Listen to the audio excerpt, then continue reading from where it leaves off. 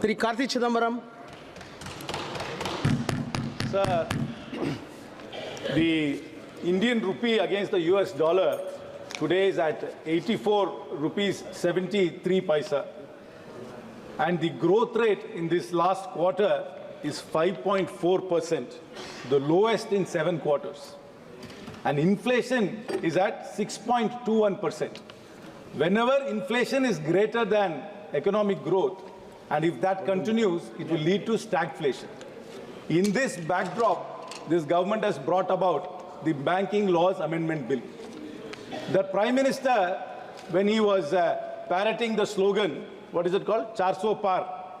He held a cabinet meeting in March where he said when he comes back to power, he will have a 100-day agenda where they will bring about majestic reforms. I'm sorry to say, sir, if these are the reforms which the government talks about, this is hardly majestic. This is merely tinkering on the margins and are innocuous changes which they have brought about. I will talk about 1 or 2 changes they have brought about and what they have missed out in this bill. They have said now that you can nominate people successively or simultaneously for bank lockers and for deposits. I hope they clarify the rules clearly.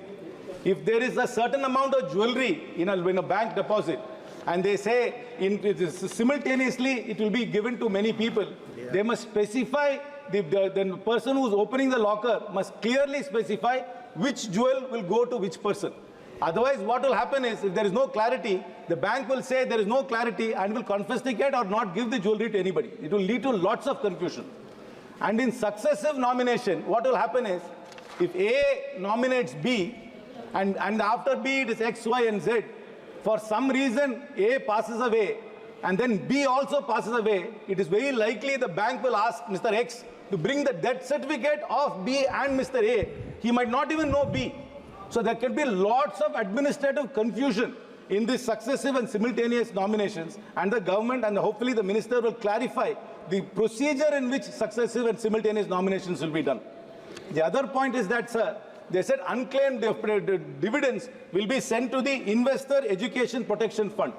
Sir, the minister must clarify how much fund is already existing in the Investor Education Protection Fund and what is that fund doing to educate people about dubious public issues which are still coming up today and about the financial fraud which is happening in the banking sector.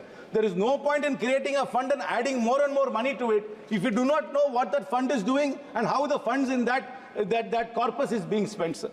Sir, most importantly, this bill has missed out on many things. They could have brought about some monumental change in ease of doing business. Sir, as you know, there is so much cyber fraud happening. What is the government doing to stop cyber fraud? The government must bring about a clear policy to stop cyber fraud. Sir, the tyranny of KYC is happening. I'm sure, sir, you also have a bank account which is linked to some phone number. I'm sure they are calling you all the time and asking you to update KYC. I think we should stop this tyranny of KYC. When there is nothing changed, your name is not changed, your parents' name has not changed, your address is not changed, nothing has changed, but the bank is calling you millions of times in a year, asking you to update your KYC, and it's a serious harassment. Because they're outsourcing the KYC process to some third-party agency, and that agency has to make these calls to harass you. The government must bring in order to make life easier for the customer, they must simplify and mandate that if there is no change, there is no reason to update your KYC multiple times in a year. Sir, another thing, sir. Like Chitragupta makes accounts of all our activities in this world to Yamadarma, there is this agency called CIBIL, which is making a record of all our transactions. If you want to take a car loan, if the finance minister of this country wants to take a house loan, everything depends on the CIBIL score. But nobody knows how this CIBIL organization works. It's actually a private company. It's a company called TransUnion. This is the company which is rating every one of us our credit based on our credit history. But we do not know whether they are updating our credit history properly.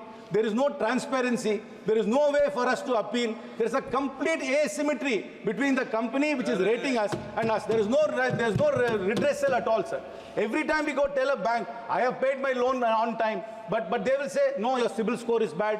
When we say we do not know how to approach CIBIL, it's fair, for farmers, while they get a subsidy from the government, when they use the subsidy to repay the loan, CIBIL does not update it. If you go for a settlement with an ARC, CIBIL does not update it. So there must be greater transparency. The government has missed out an opportunity to make life easier by reforming these things instead of just tinkering in the margins.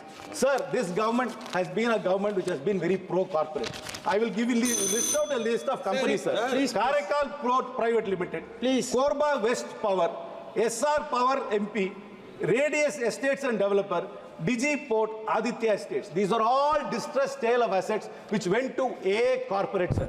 Instead of focusing on corporates, this government should focus on writing off the student loans, which is only 90,000 crores. They could have easily written off the student loan instead of giving haircuts to corporates and being pro-corporate. Sir, this bill is nothing majestic. It's an innocuous bill. It does nothing to make life easier. It is completely anti-consumer and anti-middle class. This bill must be withdrawn and a reformist bill must be brought forward. Thank you very much, sir.